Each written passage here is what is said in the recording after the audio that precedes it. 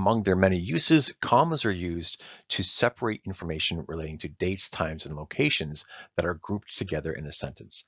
It is relatively simple, but there are some nuances to this process, so let's learn. In this context, commas are used to offset two or more pieces of information relating to dates, times, and locations. Let us take a look at how commas are used first with respect to information related to location. We might say that Tim Hortons was founded in Hamilton. Now, this is the name of a municipality or a city, and if it's the only piece of information we have, we're simply going to close the period with a sentence. We only have one piece of information here, so there's no need for a comma. But what if we do want to add additional information, either relating to the province that the municipality is in or the nation?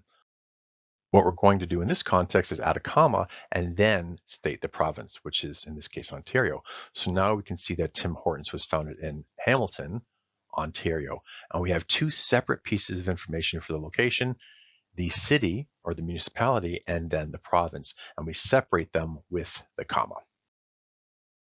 But let's say we want to add a third piece of information, the nation. Now we're going to remove that period and we're going to say Tim Hortons was founded in Hamilton, comma, Ontario, comma, Canada. So now we have three pieces of information, the municipality, the province, and finally the nation. And these three pieces of information are separated by the commas. So in this instance, when we have multiple pieces of information relating to location, each new piece of information should be separated with a comma. Similar rules apply for dates and times. So we might say that Burger King bought Tim Hortons on August 23rd. Now, August 23rd by itself is not specific enough. It is a calendar date, but we don't know what year. If we want to introduce the year, now we need to add a comma and then bring the year in. Now we have two separate pieces of information, the calendar date and the year of the purchase. And again, because there's two separate pieces of information, we need to separate them with a comma.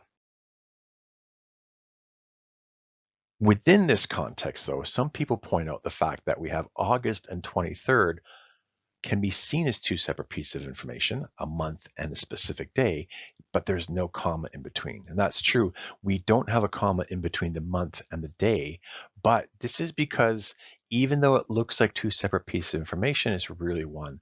In this instance, the word August is an adjective describing the noun, in this case, the specific date. So here, August is functioning as an adjective, while the number 23 is functioning as a noun. And these two pieces of information jointly give you one piece of specific information, which is the calendar date. We could make this a little more specific by also adding the specific day of the week.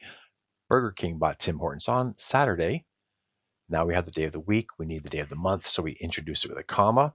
August 23rd, comma, to introduce finally the year 2014. So we have the day of the week, Saturday, the day of the month, August 23rd, and the specific year, 2014.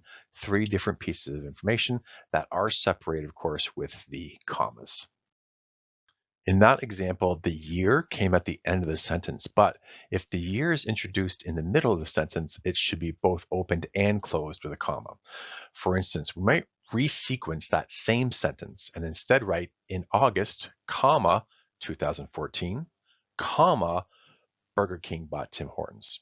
Now you'll see here, rather than being at the end of the sentence, the year 2014 is in the middle of the sentence. And it has a comma both before and after the year because it's being offset within the middle of the sentence.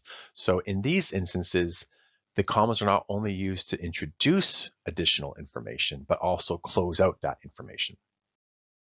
Hopefully that was clear, but if you do have any questions, just leave them in the comments section below and we'll do our very best to provide you with an answer in a timely fashion.